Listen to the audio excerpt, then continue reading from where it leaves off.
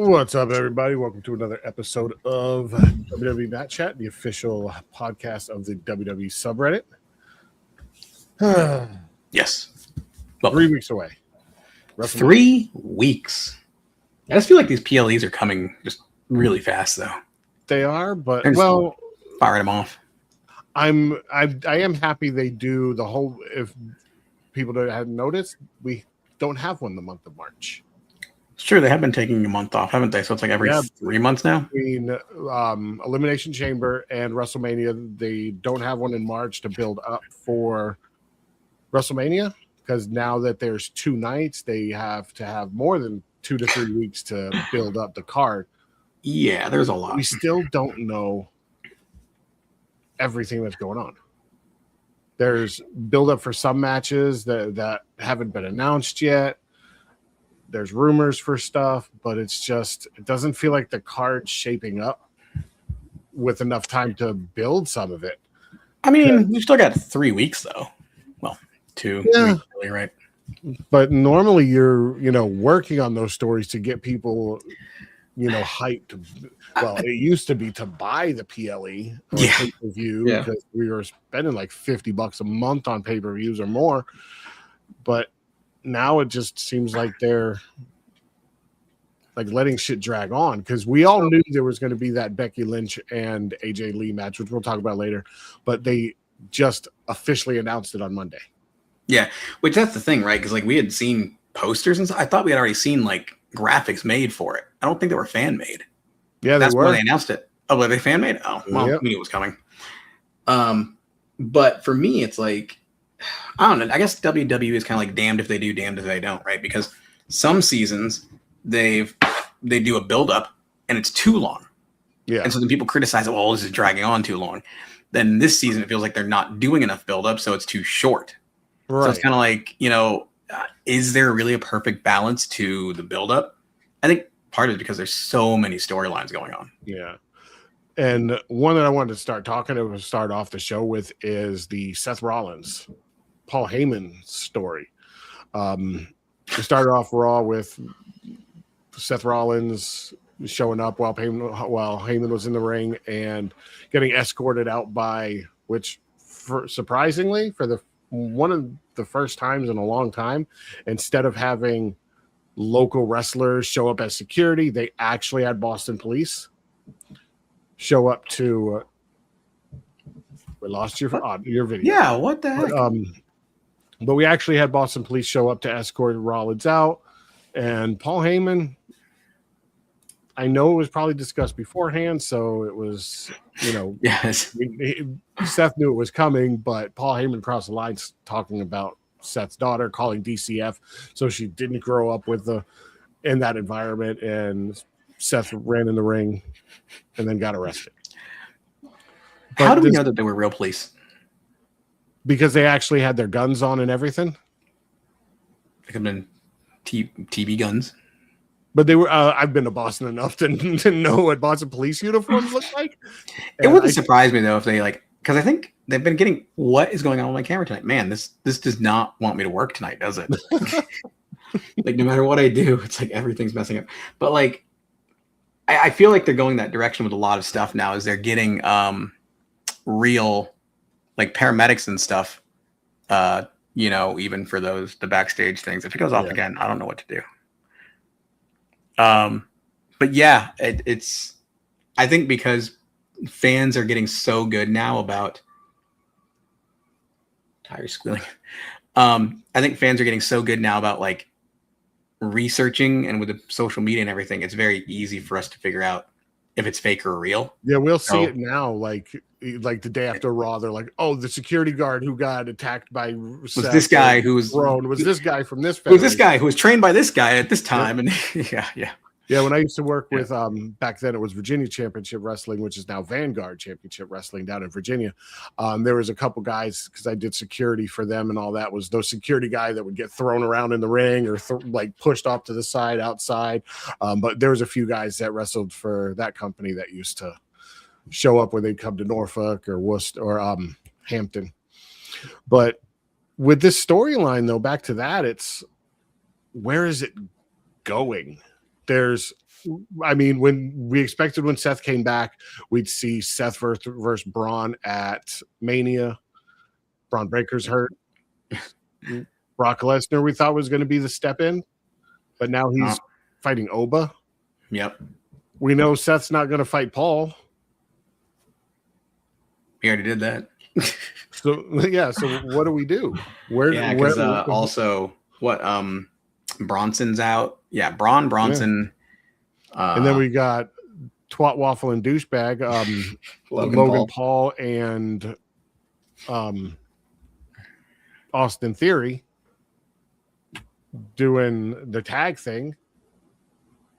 The whole Vision storyline just kind of like kind of bombed. I think that's going to be the new cursed. Danhausen cursed the Vision. Everyone got injured. Did he really curse the Vision? Actually, no. But I'm starting to think he may. I think he did curse. Didn't he curse Logan Paul though, or was it Theory? It was Theory. Yeah. Yeah. No, he cursed. No, Grayson Waller. Grayson Waller. It was Grayson Waller. Yeah. Because Kofi Kingston pushed him in front. He hasn't cursed anyone from Vision yet. Yeah. No. Yeah. No. But wow, that the whole storyline just is falling flat to me. Like, I love seeing Seth. I love this character for him. The whole, I'm coming in when I want to. I'm going to beat ass. I'm going to kick everyone's ass, that kind of thing. But APA, ass pounding agency. You guys pounded some ass. Jibble. Ron Simon, Jibble. And Jibble. Danhausen.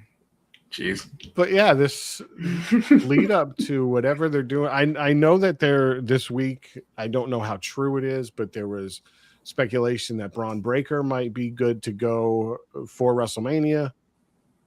But when are we going to see him? Seth getting arrested somehow. That's not even the craziest thing that happened this week. Yeah. There's Roman Reigns. Well, we got the Roman Reigns, CM Punk stuff. Yeah. Which powerbombed him. Yep. No, wait.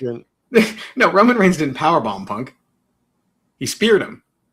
No, he powerbombed. Oh, who did he powerbomb through the table last week? There's a lot of powerbombing going on. Because he speared him this week and then took him out of the ring. Because this week he speared him. Yeah. Did he powerbomb him at the end? Yeah. Oh. Yeah, because Seth was on the ground and they were trying to help him, and he was laughing and he said, "I don't need help." You mean Punk? Help.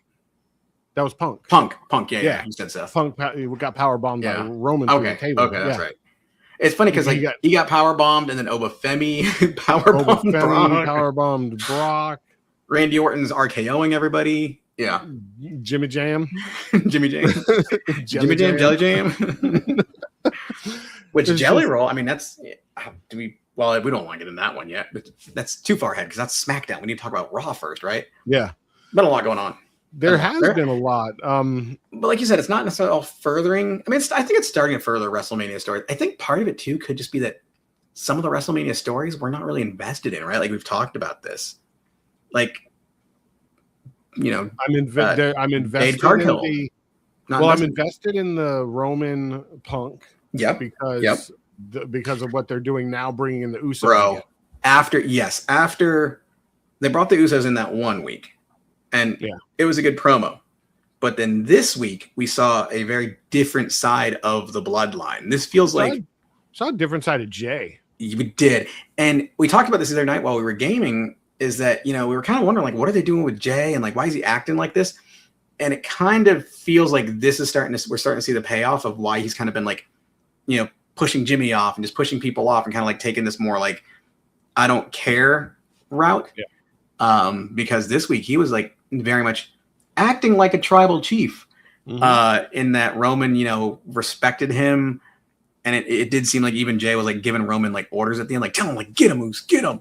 It was like, it was that quick moment when Roman said, take your brother and leave my ring. And then Jay goes to attack Punk right after that. And I think that turned things a little bit in Roman's head.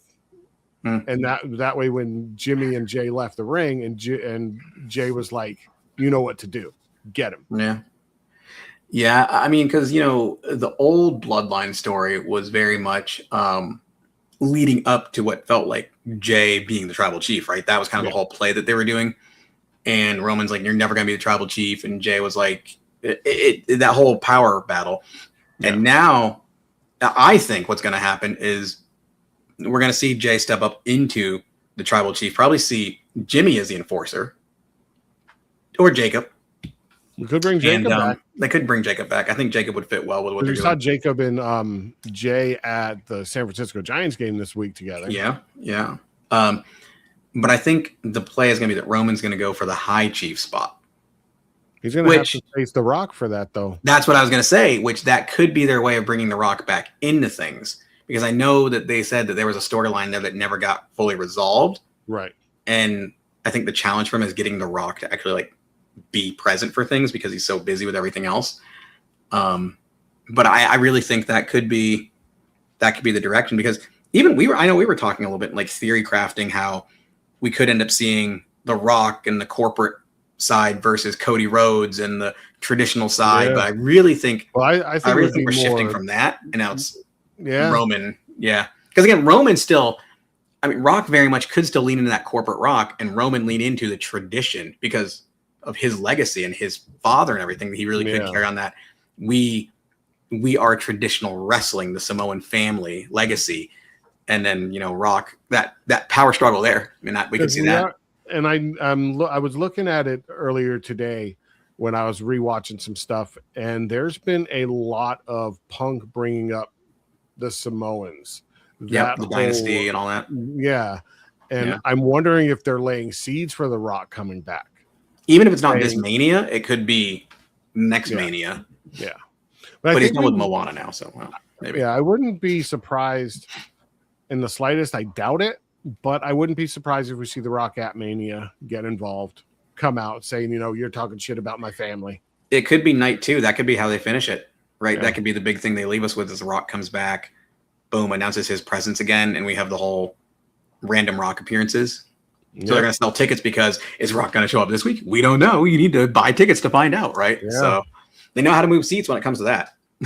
Yeah. So, that could be, and that would make sense, right? That fits in the narrative. We're bringing back the bloodline. And honestly, it's the strongest I think we've seen Jay in a while. Right. Because he kind of, we talked about this before, he kind of fell off a little bit with the championship and everything. And it felt like he was just struggling to find his place. But now this Jay feels like that more aggressive Jay.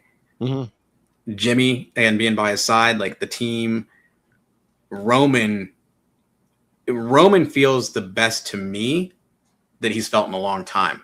As far as that confident powerhouse, right? And his promos, man, they've been cutting some good promos. And I even made the comment while we were watching Raw at the end, or when I went back and watched it because I lost internet that night and I had to go back and watch it. When Roman was outside the ring, throwing Punk around and whatnot, threw him into the ring post and all that, kind of made me think that, we've seen this Roman over the last year and a half since last Mania when he lost the title, or last year, where he seemed like he was back to himself. Yeah. And it just made it feel like the original Bloodline again, where he was like, you know what? We're on top. We're going to do what we want, take what we want. Yeah. So, listen, with Mania this close, every segment needs to do 3 things, right? Make you care about the match, make you mad, and make you mark out. That segment did all 3 in about 4 minutes. True. It kind of did. I do that well? We've got notes now, like script notes and stuff. Yep. But yeah, it kind of does. But it does, yes. It's created conversation again. Right. It's right, what's going to happen next week? Because that's how storylines used to build up before, the internet was, we didn't know what was going to happen. So it was, every week at the end of the show, you were like, what? Sorry, I'm just because I was thinking about how I really am, like you're saying, I'm looking forward now every week to the promos, right? I want to see what Punk's going to say. I want to see what Roman's going to say, what he's going to do. Now we've got the Usos back into it. I just, because of how personal they've been getting, I just had this really just morbid thought of Roman showing up one week with just like a bag of Larry's ashes or something. It's like, no bullshit. I've been waiting since Punk brought up his dad. I've been waiting for that to be said. Yep. But it hasn't. So or he comes in with like a taxidermy Larry or something. Yep. You know? I know Roman's not that kind of person, but that's just, to me, I just had that like really off the wall random. Yeah. That would have been how they would have done it back in the Attitude Era. He would have showed up with a bag of Larry's ashes and thrown him in Punk's face. Yep. Blinded him, won the title. Yeah, horrible. No, if it was back in the day, it would have been, he would have like shown up on TV eating chicken wings saying it was Larry. Yeah, that's true. Yeah, actually. Oh, man. Back then, you never knew what was going to happen. I feel like we're kind of getting back to that a little bit too, right? Like this week with the whole, or well, I guess was it last week? Everything's blending together now, but Jacob Fatu and Drew McIntyre, right? It was last week. Yeah, it was last week. But yeah, just smashing him through the window and stuff, though. Like, oh, when he ripped the windshield off the car. I feel like we're getting back to some of that, like, because that's one thing they used to do really well with those backstage segments, those brawls. And we saw it a little bit too, like a while ago. I think it was Braun Strowman. They were doing that feud. But like they're starting to bring a little bit of that back where like somebody's cutting a promo backstage or doing an interview, Kathy Kelly or whatever, and then all of a sudden you have Fatu and Drew just coming through, just punching each other, just walking through the shot. Who was Braun Strowman feuding with? Was it Bronson? Yeah, it was Bronson. Yeah, it was Bronson. When they just kept because he powerbombed him. Yep. Yeah, because he threw him through the roof of the car. Yeah. Yeah, they were just showing up backstage, just fighting all the time. Yep. Just throwing stuff over, knocking. Yeah, you see an interview backstage, you're like, all right, when's Bronson going to show up? But I think they're like getting back to that a little bit, that entertainment value. Right. But again, like you don't know what's going to happen, right? Who's going to show up backstage? Is it Danhausen? Is it somebody brawling? They have these feuds that are spilling over outside of the ring into, I mean, we're not showing up at people's houses yet, right? But we're going to get there. And it seemed the Bronson and Braun Strowman, that whole thing, it was good to me. I don't know if other fans feel it. I don't know if you do, but I think they overdid it when they were just brawling backstage so much. And that's why I liked, and we'll get to it later, but this week they toned it down a little bit. They didn't have as much brawling backstage. They had it more in the ring, Jacob talking and all that. So, yeah, we'll do that later though, because that's for SmackDown. But another one on Raw that, and I know I touched on it earlier, was the AJ Lee and Becky Lynch. And I get they're the two top women right now on Raw, but I want to see AJ feud with someone else. Yeah, because they've, what is this? This is like their third or fourth encounter now? Yeah, when Becky came back, it was to confront, or when AJ came back, it was to confront Becky. Yeah, because it was the whole disrespect. The Punk and Seth feud. Yeah. And it's just been AJ and Becky since. And I want to see AJ feud with somebody else that can, because Becky's good in the ring. Don't get me wrong. I love her as a wrestler. But I want to see someone like a Lyra Valkyria or someone that's going to be a little bit more athletic. Because AJ Lee's a little firecracker in the ring. I mean, I think we will after Mania, but I agree. I think this is one of those things where, again, one of the storylines where they're kind of dragging on a little bit too long. And too many touch points between the two of them. Yeah. But I think they're building up story-wise. We're starting to see it shape a little bit now into the whole divas versus the four horsewomen eras, because they've started to reference that a little bit more lately. How like AJ Lee was like, I was the definition of the divas era and this and that, and Becky Lynch is well, I killed the divas era. Yeah, she was like, I retired the butterfly. Yeah. Belt. Yep. So. I think maybe that's the direction they're going, right? They're trying to kind of, because we've seen a lot of those people return, right? I mean, we've got Natty's back doing stuff now. Charlotte, obviously. Natty's to her GCW Bloodsport. Yeah, she's switched her whole thing. Yeah. But, I mean, who else? We have Charlotte. We have the Bella twins. But we have all these people. I know, you're not a fan. But we have these people that were part of the Divas era that are now back mainstream. So maybe this is their way of trying to, like, finalize the divas and say that like the divas were that part of our history, but now the new women's, division type thing. And I think this is where we will see the Lyra Valkyrias, the Jordan Graces, the future of the women's division, because there's some solid. Jordan Grace out for a little while, but yeah, unfortunately, if anyone didn't see it, Jordan Grace that was tore up her ankle, bro. That thing just rolled. What was that? A main event dark show, wasn't it too? Yeah, it was a main event match. Yeah, non-televised match. But I mean, this is the thing. Maybe that's their play, right? Is this because really Becky and AJ were those two definitive players in the era? So maybe this is their way of kind of wrapping that up and which saying is a culmination at Mania, which ends it, and then we move on from there. Yeah, because again, there's a lot of great talent in the women's division right now. I mean, who else we got?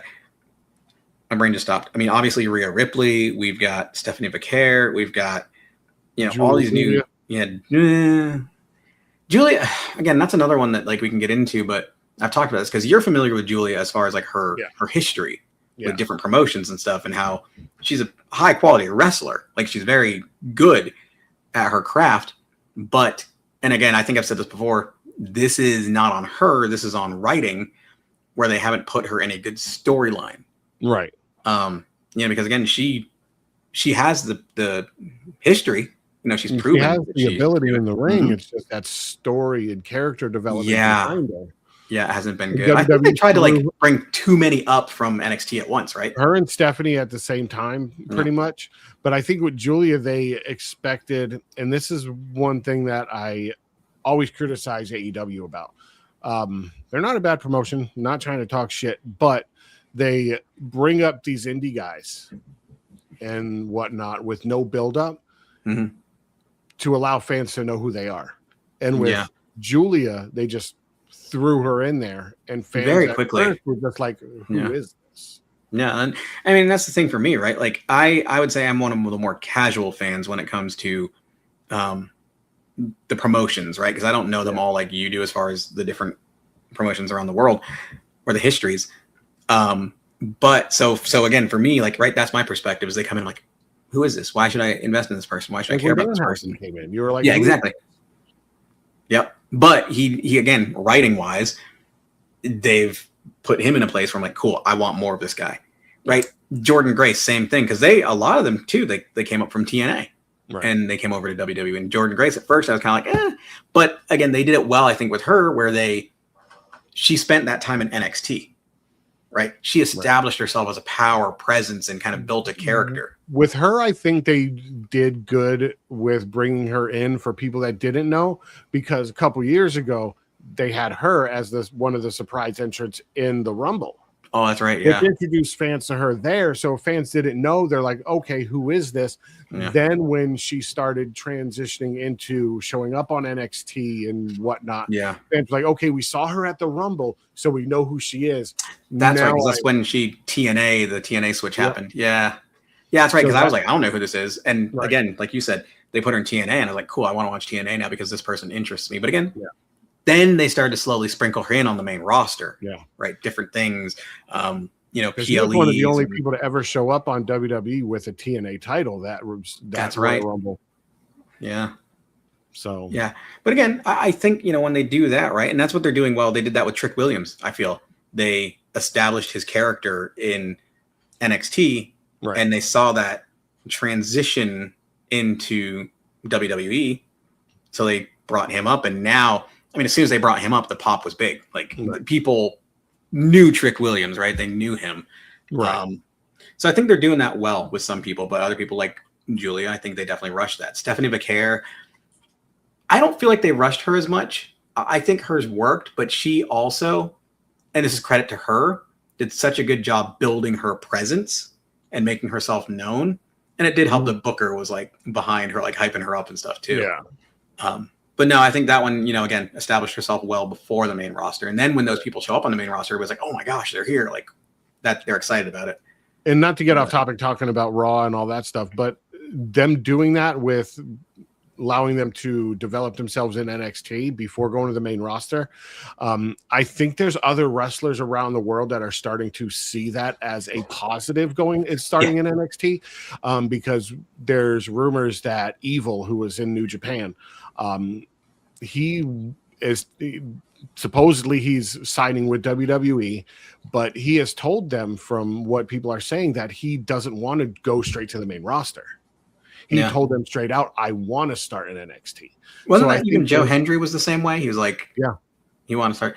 But that's a credit to what Triple H and Shawn Michaels have done with NXT, right? Like they have established it not as the starter, like the starter group, like, oh, you're the JV team. They've really established it as NXT as its own thing. It's its own product.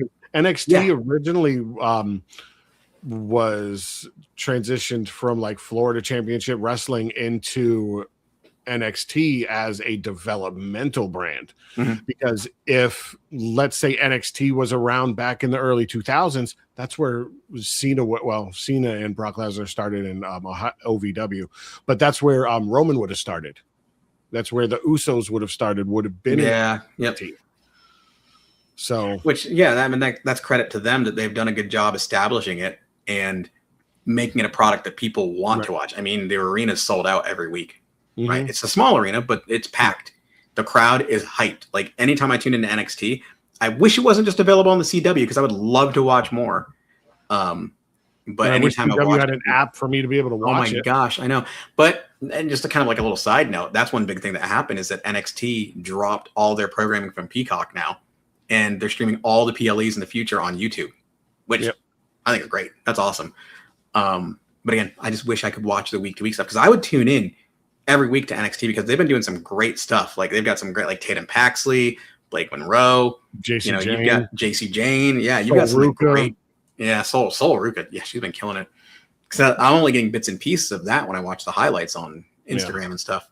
But like, I would love to be able to see these stories develop more. Because again, these are going to spill into the main roster, right? Like Sol Ruka had her moment at Rumble with Zarya, and not only at the Rumble but at Evolution.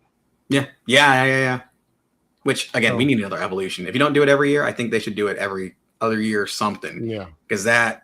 Again, we've talked about this before. That was probably the best, one of the best PLEs of all of last year. It was from start to finish, man. It was just, it was solid. But, so getting off track now. But you know what, Skelly? Dang it, I lost my spot. I genuinely cannot wait. The Becky Lynch match against AJ Lee has show stealer written all over it. I'm going to use it more as like a joking point. But I do agree. Like I am looking forward to that match. Yeah. Who else we got? So we did Roman and Punk. We talked about Becky. Seth and Punk, or Seth and Punk, or Punk and Roman. Oba, bro. Oba and Brock. This is shaping up to be fun. Like I wasn't super interested in Brock Lesnar. Really, like I mean, we all know Brock Lesnar, right? He's the beast incarnate, and he's done stuff. He's won championships and all this. Yeah. So I wasn't really interested in him coming back, especially since he wasn't tied into the Vision. I was like, what are they going to do with this guy? He shows up like once a year. But when they tied Oba, again, another NXT guy, when they tied Oba into it, after that first promo, I was like, oh, crap, I'm sold. Like, I'm looking forward to this match now. I'm actually looking forward to a Brock Lesnar match, as bad as that might sound. And we talked about it last week when he powerbombed Lesnar. It's that the fact that Brock Lesnar is willing to work with him and put him over and make him look good. Yeah.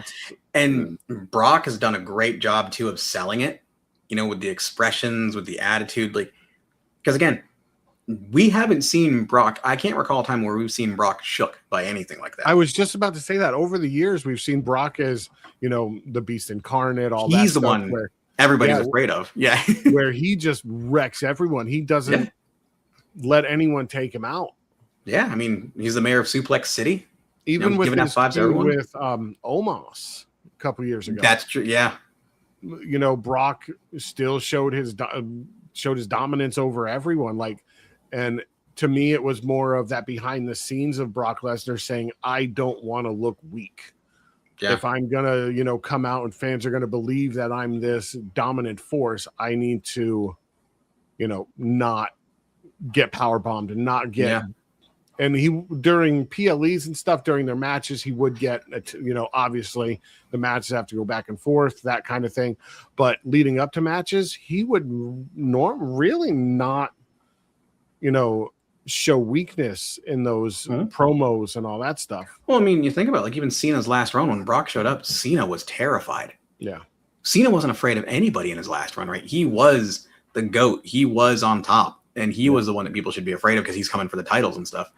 But when Brock showed up, that put the fear in him, right? He brought back that history. But again, like you said, that was Brock, right? The music hits, he comes out, something's about to get thrown down.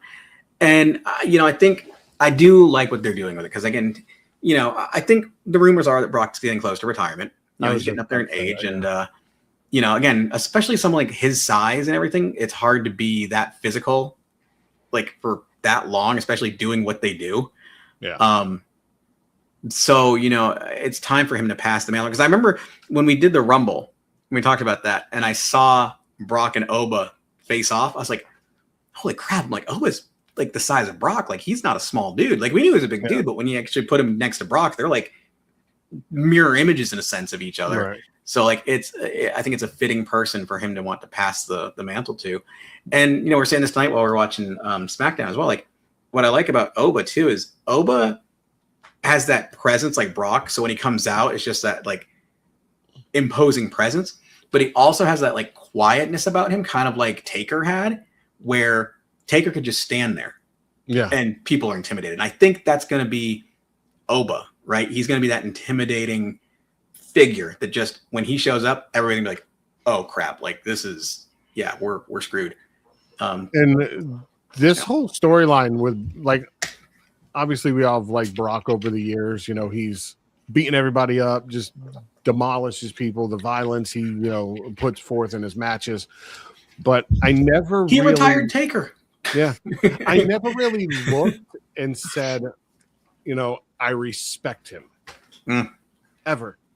Because you knew behind the scenes he was this, and the clip we saw of him after one of his matches throwing the belt at Vince McMahon and basically saying fuck you and then walking out because he wasn't happy. This storyline with him telling Oba to step on him to make him look like he's weak or that Oba's gotten over on him makes me respect him a little bit and makes me realize that he's showing a lot more maturity towards the business. And like you said, retirement coming up, supposedly, it just shows that he's like, okay, I need to take a step back. I need to help the next generation of big guys, my character. I need to help the next version. Because again, this is how legacies and stuff get passed on, right? I would say Brock being a professional, even though he does have that arrogant air about him, I would think he still wants to leave a legacy, right? Where people talk about Brock and they say, oh yeah, in the end, he, was someone who helped the business. He was someone who helped the next generation. Because I mean, right? Like Roman, that's how he got brought up, right?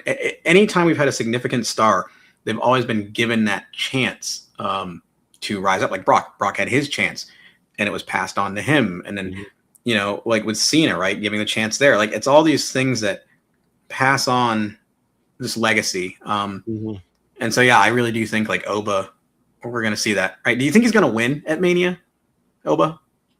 I don't think he's going to win. I think they're doing a good job of making him look strong right now to where if he loses, it won't make him look weak. What we'll probably see then if he doesn't win at Mania, I think it's going to be a brawl. Like it's a brawl. Like it's going to be wild. I'm looking forward to it. I think what we'll see then is if he doesn't win at Mania, I think we're going to see them one more time at Backlash. And that can be maybe where Oba gets his moment. So then it's not on the Mania stage, but it's still on a PLE stage. So it's still like carries some weight with it. Right. But again, I mean, they're not about not putting the big star over at a Mania, right? I mean, Taker lost to Brock at a Mania. So it's very likely. ended the streak. Yeah. So it's very likely that we could see it, right? And if we do, I think we really do crown the next beast incarnate. Yeah. And I'm waiting for the day that we get Oba Femi's Kofi Kingston moment, where he's in the ring and he starts talking in his normal voice, and somebody's like, "Hold on a minute." I hope it's Kofi. Have an accent. I hope it's Kofi. That would be perfect. That would be poetic. If Kofi's in the ring, he's like, "Wait a minute, where'd your accent go?" Oba ends up joining the New Day. Oh, he's the new Big E. Big O. Big O. That's what it is, Skelly. He's the new Big O. Oh man, that would be funny. That would not be a good thing. People would cancel that in a minute. I don't know. Have you seen what the national parks are doing on TikTok? Oh God. All right, so we have. So we talked about the Brock. main. We talked about the main event. Seth, AJ there's Lee, nothing Becky. really else that's going on. Well, yeah. Finn Balor. Oh my gosh, how did we not have that noted on here? Finn and Dom. Dude, I still the whole turn on Finn. We knew it was coming. Yeah. And I'm excited to see Finn finally get a solo run.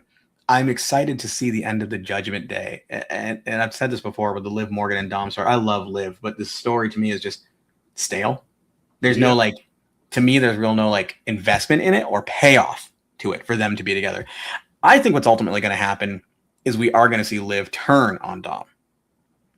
I think that's what we're going to see. And that's going to be like the betrayal that severs the final Judgment Day tie, I believe. I think it's going to be more of Liv turning on Raquel. That I think is I think it's absolutely going to happen that way. I think Liv's going to turn on Raquel. I think Liv's also going to turn on Dom, right? That's what's going to happen because ultimately you're going to find out that Liv has been orchestrating everything for her own glory. Yeah. Because she's already kind of hinted at that, right? Like she was talking about how she's the one that orchestrated Finn and getting him out of the Judgment Day, right? That was her plan from the beginning. So I don't know, man. I really think that could be the route we see, especially with all the buildup, because we had that tease one time where we thought she was going to betray Dom. Yeah. And it made it seem like it. And came back. Yep. So maybe that's the way it ends. But bro, Finn back to his old theme song, looking strong. This week he came out and coup de grace some people. Now, are we going to see him face Dom at Mania? Or are we going to see Finn in the next 3 weeks push to face Penta? Wasn't there rumor of Vikingo facing Dom at Mania? I believe so, yeah. Yeah, I thought I heard rumors about that. Well, not supposedly. We do know. Vikingo is the first AAA wrestler to sign a contract with WWE and not AAA. So, but he's still already supposed to be coming up to the main roster. Oh, okay. Yeah, I can see that. So, but that maybe, I don't know. You think they would debut him at Mania? I mean, he's got pretty big pull. Yeah. Oh, he does. If he debuted at Mania against Dom, that would be great. Yeah, and they've established him well enough again with the AAA PLEs and stuff that we've seen, and him and Dom already having some feuds going. Yep. So yeah, I mean, I think it could be realistic then to see him debut at Mania, and I think maybe the debut is at Mania, and then Finn's tied into that somehow. Yeah. Because I really hope that we're going to see the Demon return in some capacity. My fan booking. Wow, my brain just shut off. It's late. Finn Balor versus Penta for the IC title. Finn Balor as the Demon. The Demon versus Penta Dark. That would be cool. Yeah. I would take my money. That would be cool. Yeah. Demonito. Yeah. But no, that would be cool. But then you see Finn win the IC title, and Rey Fenix returns, and then we get Lucha Bros, the Lucha Brothers back. Yeah. So. Yep. Yeah, I would see that. It's a tough call too, because like they've talked about this before. How mid-card on Raw. Well, they've also talked about this before, right? How when people get into a tag team, it's hard to get out of that tag team. You're always known as that tag team. Now, Lucha Brothers have done a great job as far as like maintaining themselves during the tag team, because I think they're just strong characters independently. But coming to WWE the way they did really solidified them as personas of themselves, right? Like, because we haven't seen Lucha Brothers in WWE at all. Right. We know about their connection. We haven't really seen a ton of interaction with them, but they've done a very good job establishing this is Penta, this is Rey, they have their own unique people. So when they do come together with Lucha Bros, I think it's going to feel nuts. Yeah, it's almost like the Usos, right? Like they've done that kind of work to separate Jay and Jimmy and make them their own paths, but then they bring them back together for things like this, where now they're back together. It feels stronger story-wise. Like there's investment behind people. If the Usos have a match at Mania, they need to, again, me just booking in my head, Usos need to retain the titles. Penta possibly loses the IC title at Mania to Finn. Rey Fenix comes back. The Usos versus the Lucha Brothers. Yeah, that'd be cool. That match, that match just on paper, with never seeing it in the ring, that match would be probably match of the year candidate. We see that at SummerSlam. That's very possible. I mean, I'm not opposed to that one. I'm not. But I do think we're going to see the Lucha Bros sooner than later. I think we'll see them by the end of this year. 100%. Because they were supposed to come together at AAA. Yeah, that's right. And then the injuries and stuff. Yeah. All right, so we want to move on to SmackDown. Yep. Spoilers if you're watching. Wait. March 14th, 2 weeks ago today, at Triple Mania, the Lucha Brothers are reuniting. 2 weeks? You said 2 weeks ago they announced at a PLE, the AAA PLE that I wasn't here for. That's right. Yep. But that's for AAA. Yeah, but that's going to be... It can lead into WWE. Yeah. Right. But again, I mean, that makes sense because AAA, they have more standing history-wise as the Lucha Bros with that, the actual luchador scene. And they... which is a way for them to introduce it to WWE more. Right, because Penta stopped Rey from leaving the ring, and he basically said... the translation was, we were born in AAA and made in Mexico, and it's time for our people to see us together again one more time as the best tag team in the universe. That makes sense, because then that absolutely would give it some steam going into WWE. It would be our first time seeing the Lucha Brothers together since AEW. Yeah. Yeah, because they had that whole debacle where they were holding on to contracts and stuff, and Rey got stuck. It was Rey Fenix's contract because Rey Fenix, AEW is not the greatest and safest company ever. So he ended up hurting himself multiple times. One of his injuries on his arm, still seeing that in my head, is painful to think about. But yeah, his injuries. And I think that's one of the reasons, I know you talked about it with them establishing themselves as individual wrestlers. I think WWE saw Rey Fenix being slightly injury prone over the last few years as the reason to do that, to see what they could build with Penta. Because I think their biggest thing was bringing in Penta.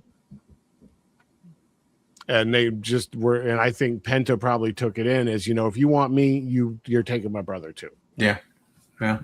Don't know. That's just me thinking. Yeah. But hey, jumping into SmackDown, spoilers. If you haven't watched SmackDown yet, it's the first time we broadcasted this. If you haven't watched SmackDown yet, are you really a fan? It's true. It's true. People watch at work. Yep. We're not encouraging that though. I am. Shut your iPad. Do your shit. Because he's done it. That's why. But no, spoilers if you haven't watched it yet. This is the first time for us broadcasting this right after SmackDown, kind of hot off the press. But yeah, and we can kind of fire through this one a little bit because this SmackDown, it was good, but I felt like there wasn't like really anything new established. We live from Pittsburgh. Pittsburgh, as Jacob said. Mispronouncing that was great. Did he say Pittsburgh? I think so. Yep. But we started out SmackDown pretty decently. Yeah. I'm glad they're putting Matt Cardona into this a little bit because he's friends. We were talking about that. Yeah, he's friends outside the ring with both of them. Yeah, we felt like people were feeling like Matt Cardona was kind of getting squashed since his return. But I think you're right. Like they're starting to give him. I mean, they're putting him in a feud with Randy, who's our WrestleMania, headliner. Yep. And again, it's Randy with the legacy he has. So I think they basically said, "Hey, Matt, you came back. You did what we needed you to do. So, all right, we're going to give you a little bit more. Yeah, a little bit more push now. Plus, again, same thing with that, right? Like bringing Matt Cardona back from another promotion. A lot of us that are casual fans or newer had no idea who Matt Cardona was, who Zack Ryder was, right? So this was a way for them to bring him back. It. Yeah, this was a way because he had been gone for several years. Yeah. Right? Yeah. So this is a way for them, again, to bring him back and not force him into a mainline story, but establish his presence, establish his persona, build some favor with the fans, the newer fans, really. Right. And because, he got a great pop when he came back because, again, older fans and people that know the other promotions were excited. Like, oh, my gosh. And the fact that they let him come back as Matt Cardona, too. Right. And I think them doing this with Randy and allowing him to have that match with him tonight gives him the opportunity because even those fans that only watch WWE and let's say they've been watching for 20, 30 years, those fans that only watch WWE, don't pay attention to the indies, don't pay attention to anything, only know him as Zack Ryder. Yeah. So they finally got a chance to see him as Matt Cardona. Yeah. So hi, Rachel. Yeah, I think she went downstairs. Yeah, because I heard something. I was like, is the cat's knocking on the door? I was like, it's not Rachel. But anyway, yeah. So I do like again where the Randy stuff is going because we were talking about it tonight too. Like, man, is he going full heel this time? Because like Randy's always been, especially recently, has been kind of like that heel, not heel, right? Like he's. Yeah. The voices, and he even said tonight, like he doesn't hear the voices anymore. He doesn't listen to them. So does he not hear the voices anymore because the voices have taken over? No, he said it was the voices of the fans, the people outside. Right. Yeah, he did say that. Yeah. Yep. Yeah. Which I don't know. I like what we're seeing from Randy. It's it's brutal. It's fun. It's unhinged. It's one of those things. Again, we don't know what's going to happen this week. We don't know what's he going to do. Who's he going to kick in the junk this week? And he's having fun with it, man. You can tell. Like you even mentioned he was that. Laughing, walking out tonight, and that was phenomenal. His reactions in the ring because there was that one week. Who was it? I think it was. Oh yeah, it was Elimination Chamber when LA Knight botched. Randy like rolls over and he's like looking at his daughter. He's just laughing his ass off. Oh, Randy. But no, or what were you gonna say? Oh no, I was just saying like I really enjoy what they're doing. It's kind of we don't know what we're gonna get, right? Right. Now, going back to the Matt Cardona thing, and just slightly off topic, opinion time. After this Randy Cody feud, you've got main event talent on SmackDown right now. I don't believe is there. Okay. You've got Drew, Randy, Cody. I'll throw Jacob Fatu in it. Who else do you have? They need somebody like because Roman's not SmackDown anymore because he was SmackDown. Yeah. You need someone like Matt Cardona to get pushed up so they have a fresh face to put into those main, even if he never wins the title, have him feud with let's say Randy wins the title. So this is an interesting take to talk about. I'm kind of glad you brought this up because I was reading something earlier. Did you see the thing about LA Knight? I think I sent it to you. Talking about why he left SmackDown. No. Oh, okay. So I don't want to like misquote it or anything. So this is just kind of like my loose interpretation. But he was doing an interview or a podcast talking about things because he hasn't been on SmackDown. He's been on Raw because he was SmackDown. And apparently the reason he moved over or he pushed to get moved was because he wasn't happy with the direction writing was going on SmackDown. And which we've heard, right? We've heard writing's been a little bit rough behind the scenes on SmackDown from some sources and stuff, which I know that they've brought Paul Heyman in more to help with writing, from what I understand. They've been going through some stuff with the writers as well. But yeah, we've talked about that before, how SmackDown overall had felt kind of lackluster as far as like the power of the show, the star power, which I think they are getting back to it. But yeah, the feuds we've had are what? Cody and Drew, which went on for a while. Cody and Randy. Now Cody and Randy. I mean, we got Sami Zayn starting to do some stuff. They're starting to bring him up a look because tonight he won the title. I see him more as a mid card and not that main event guy. Yeah, I can see that because I'm trying to think who else is on SmackDown that could rise up. I think we need some fresh talent. Well, Nakamura again. I think he feels more mid card too. Mid card guy. Yeah. Solo, no. No one in the MFT. We really don't have anyone. Oh no, you're right. I can't really think of anybody that kind of stands out, unless The Rock returns. Which honestly, that might be the play that they do, right? To bring back some star power and figure things out. I mean, well, they're bringing what? They brought Trick up. I think Trick could have the star power. He's still young. Javon. I mean, I love Damian Priest, but I don't see him in that main slot on SmackDown. Yeah, no. And I think, again, part of it, I think, is just writing, right? Like, I think he's a good wrestler. I think he's great when they put him in a storyline. Like, I loved when he was doing the Terror Twins.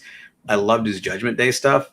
But, he was a champion for a little bit. And I did like the whole El Campeón angle and stuff. Like, but he didn't have a story behind it, right? Like, I like the persona, but he didn't have he didn't have that good storyline of, I have the title, come take it, right? Yeah. Whereas like Cody has I'm defending this title for my legacy, for the legacy of the business. Randy just wants the title because Randy likes shiny things, I think. Yeah. Right? Yeah. Going for 15. But like all the people in that, right? Like Jacob makes sense again, why he's just a powerhouse man. He wants to be on top. So yeah, I don't know. I can't even think of anybody even like NXT that they could bring up to like kind of make the new star power. Yeah, because I mean, if Kevin Owens came back, that would be KO. KO, I think KO definitely has the Roman's still listed as is on the SmackDown roster, but him getting that title shot. Yeah, let's see. I'm curious here. SmackDown men's roster. I'm really curious now. I'm looking at it now. It's NXT. Yeah, there's really not. All right, SmackDown. And even on NXT, I don't see anyone right now. Oh, Aleister Black's on SmackDown. I love him to death. He's great in the ring. Still not. Did I just lose you? No, I just lost you. Sorry for a second. You're like, you're good now. You were frozen. No, but I don't see Aleister. I love him in the ring, all that stuff, like I said, but I don't see him as a main event guy. Yeah. I mean, like Jacob Ilya, still not a main event dude. He could be, I think. I don't. You don't think so? All right.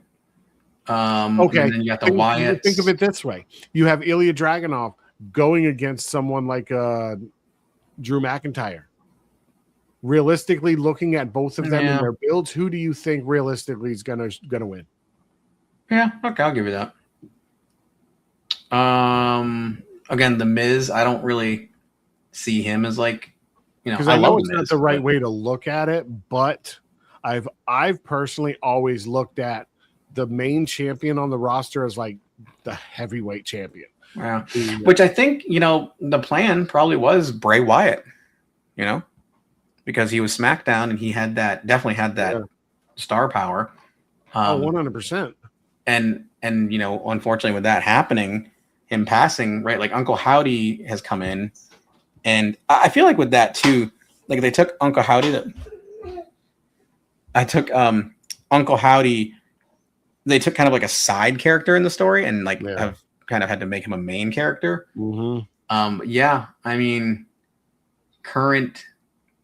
unless Wade Barrett does become a wrestler again, and they start pushing him to a main spot.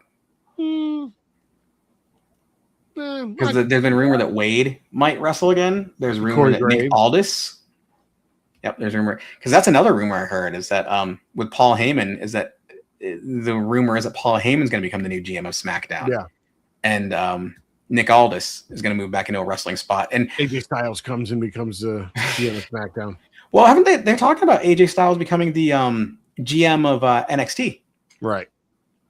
Replacing Ava. But he did just sign a new contract, a new deal with him. Yeah, so because he's going to definitely be developing talent from what we understand. Right. Which, I mean, come on. It's like, I almost feel like, in a sense, like, I almost feel like he's the new Dusty Rhodes, right? That talent, helping build that talent, because Dusty was so good about helping people with their characters and their presence.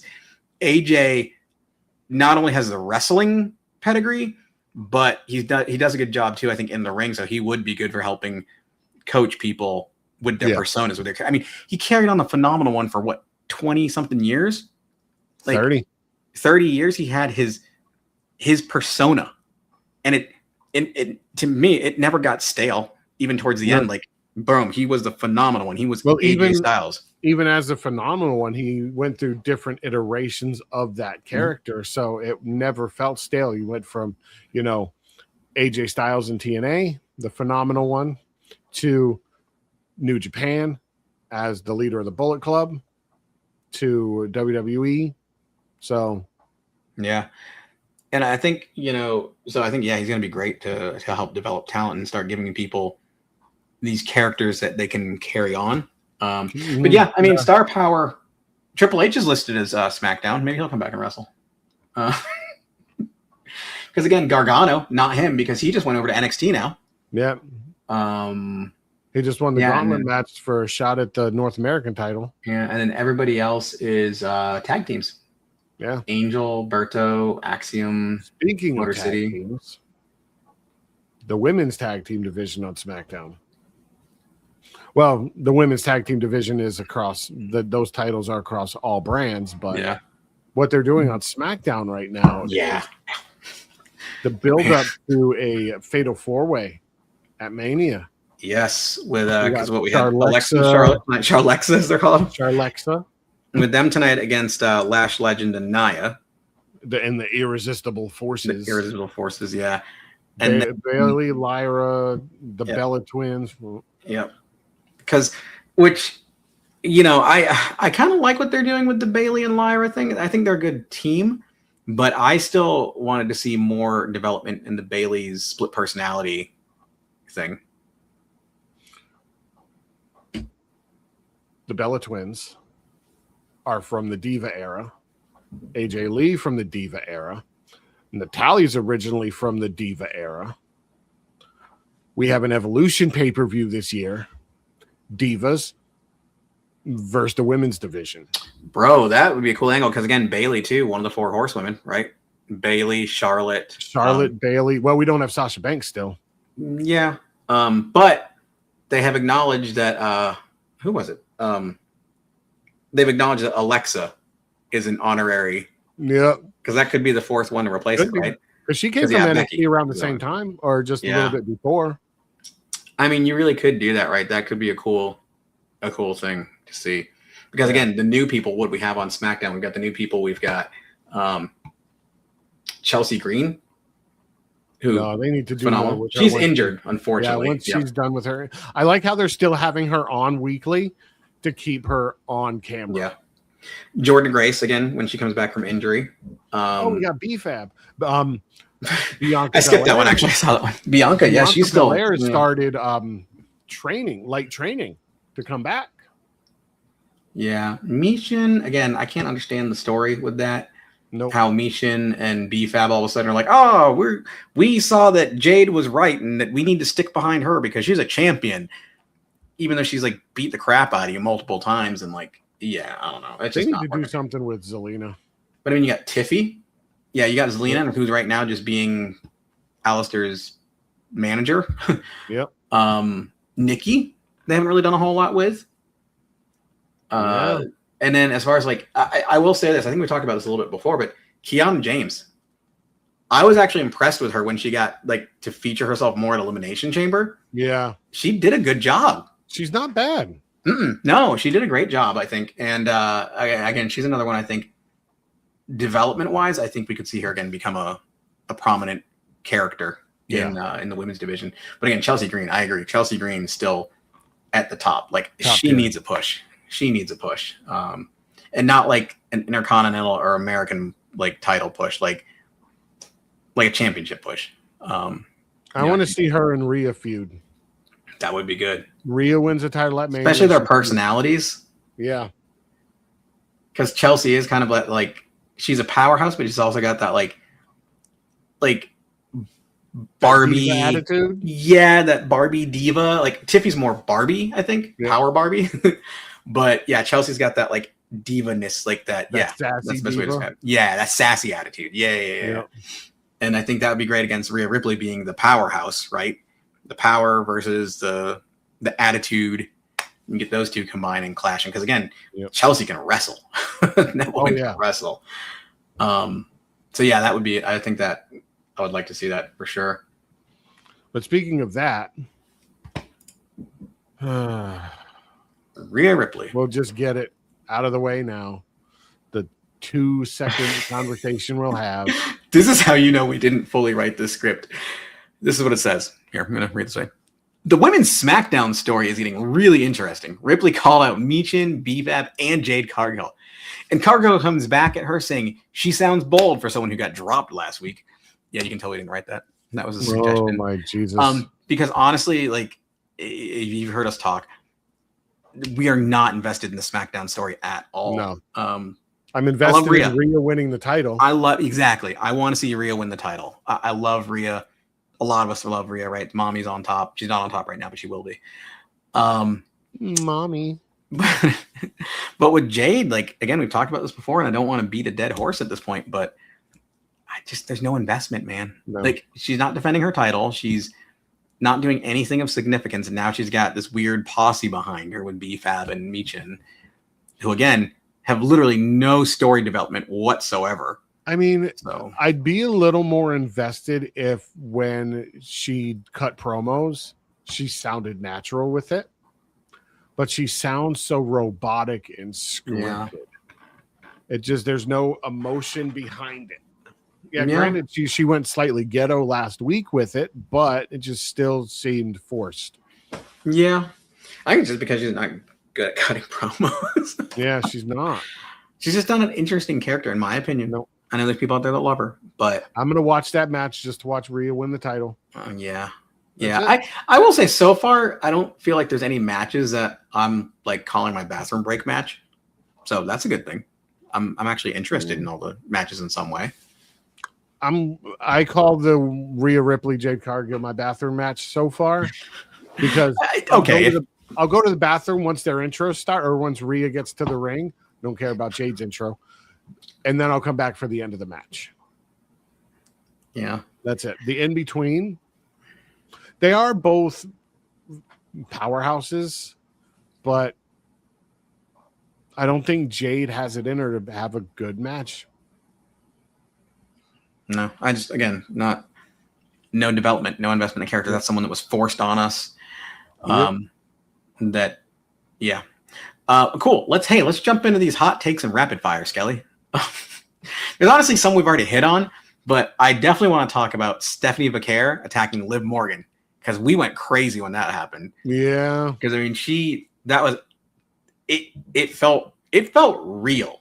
It was. They're doing a really good job with that story. Yes, because their promos have felt really personal, and now like that attack felt it felt something. I think they had time to get to know each other backstage more and on a personal level to where they can bring that, what's the word I'm looking for? That chemistry into the ring to where they know how to bounce off each other. Yeah. Yeah, I think, definitely, I would dare say Stephanie has definitely won the respect of the locker room. Yeah. And, Liv,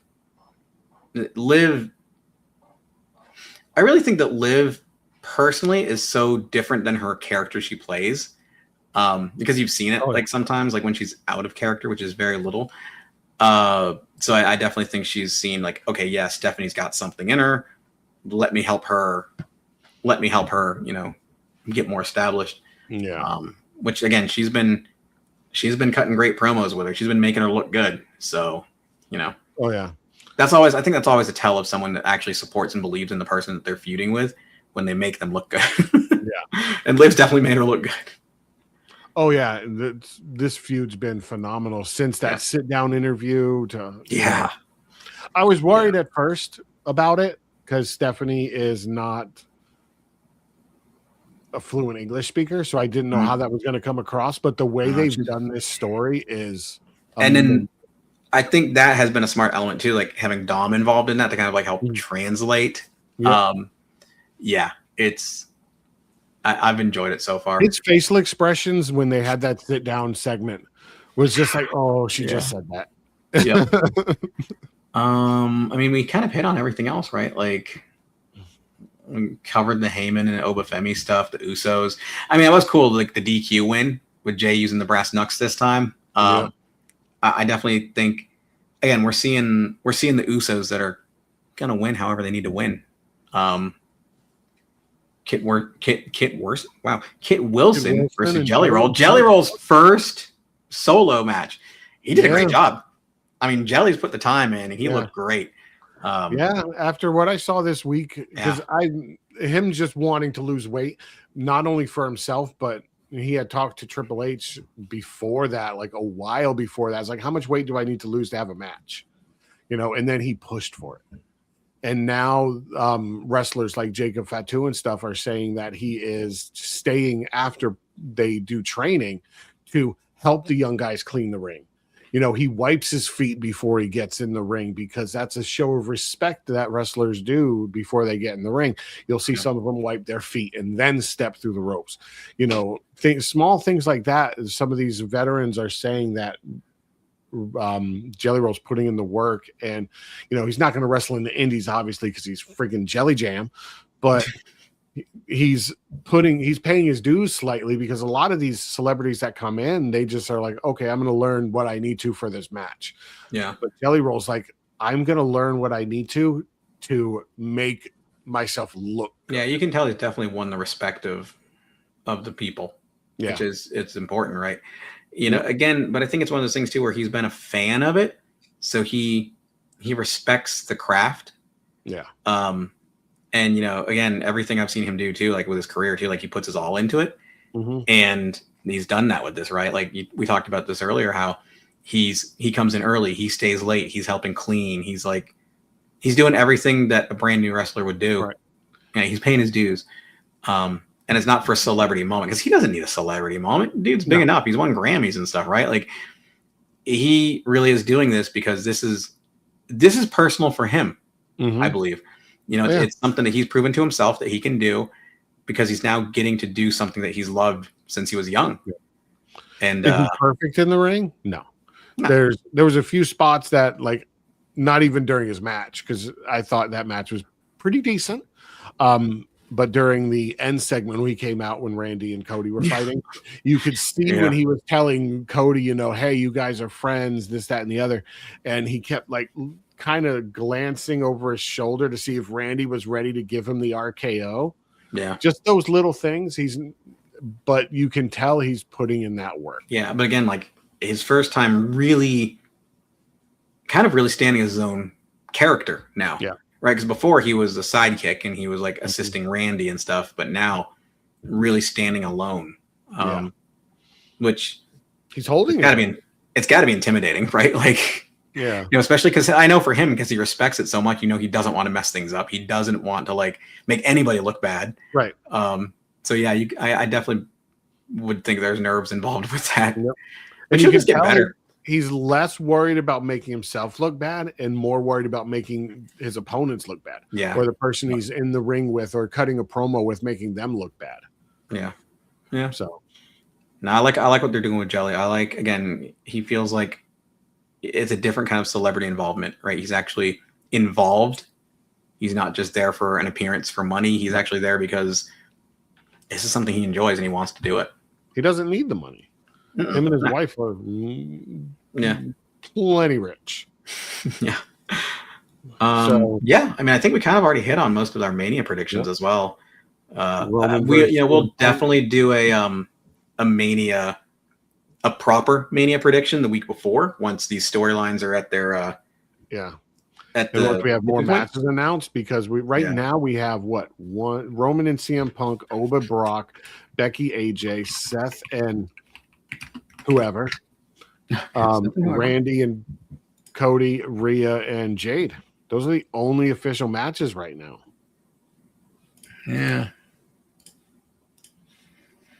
Yeah, I mean, yeah, we'll see. So we'll definitely make predictions and stuff coming up. And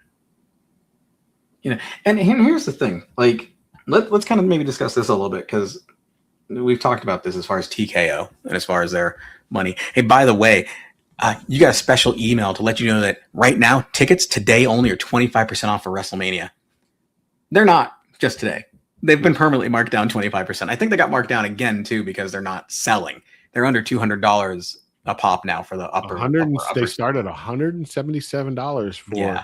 When they went from, weren't they like close to 300 something? Yeah. Yeah.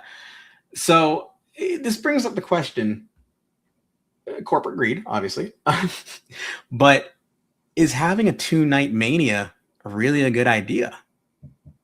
Are we trying to fit too much into it, right? Like, does it lose some of the luster? Or again, maybe Mania stays 2 nights, and then other PLEs don't get 2 nights. Because they start to, right? Like, because again, Mania is the Super Bowl. Well, I don't know. SummerSlam, to me, again, lifelong fan since 1984. Yep. Fucking old. SummerSlam, Survivor Series, the Rumble, Mania. Those are the only 4 pay-per-views we had every year. Yeah. So to me, WrestleMania and then SummerSlam, yes, 2 nights. I'm okay with that. But I don't want to see any more. Yeah. I mean, but I'm wondering though, if doing this 2-night thing is like too much pressure on them to actually produce enough good stories to fill a card. I think it's less of the pressure.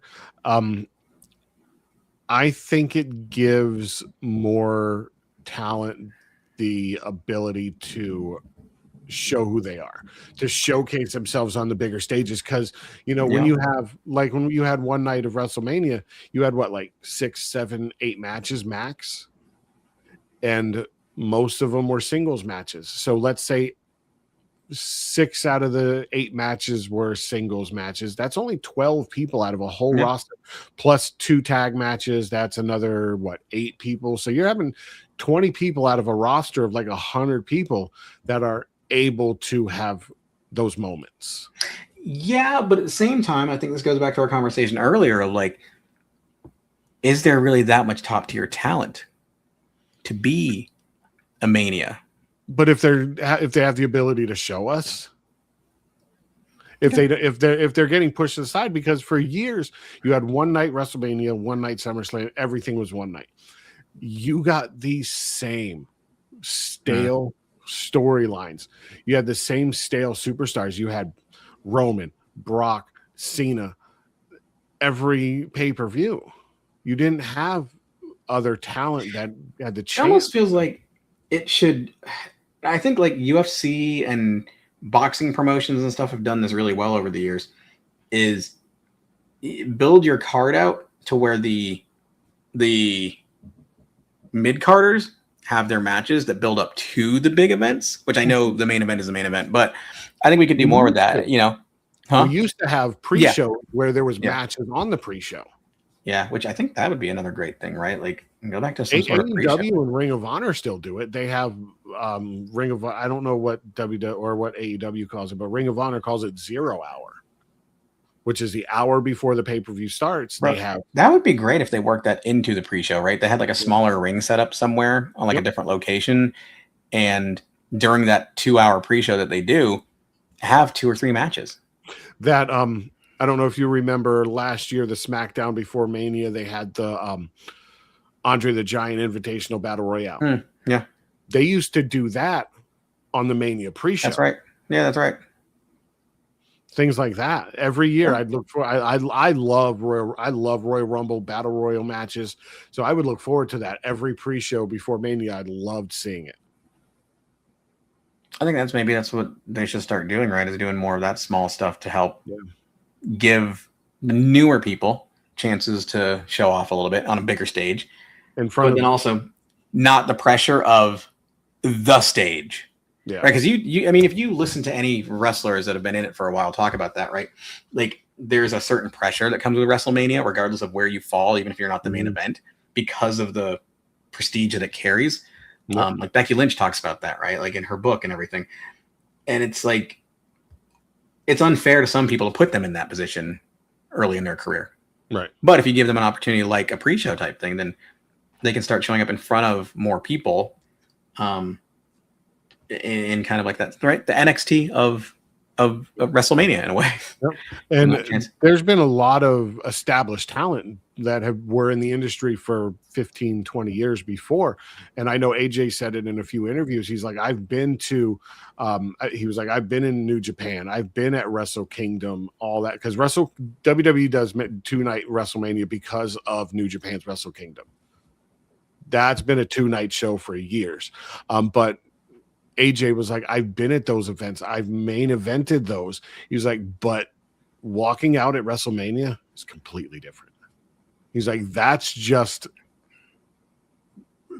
a spectacle in itself. He's like, that's, the pressure of that is crazy. Yeah. You hear that's like what so many wrestlers in the industry aspire to do. Even if they're not in WWE, they aspire to be a part of WrestleMania one day in some capacity.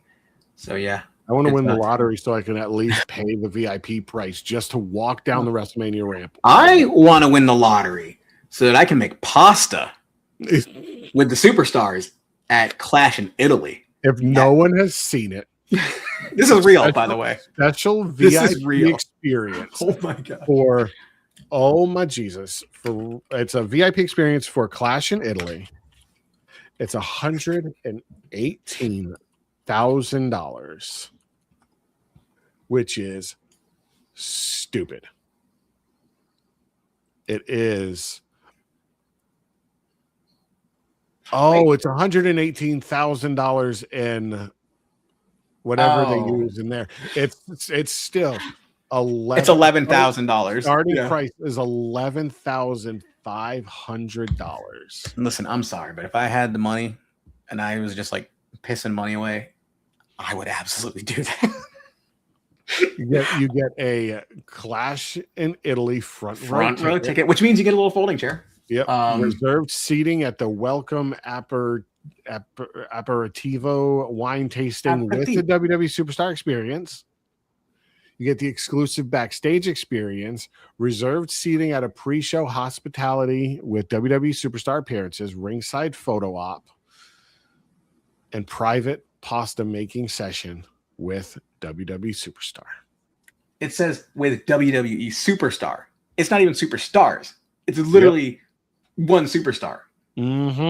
Like, oh my gosh, for Clash in Italy, they better bring in that guy that does the pizza wrestling in the indie circuit. Have you seen him? He does the dough and punches it. I'm done with you. I am done with you. It's so entertaining.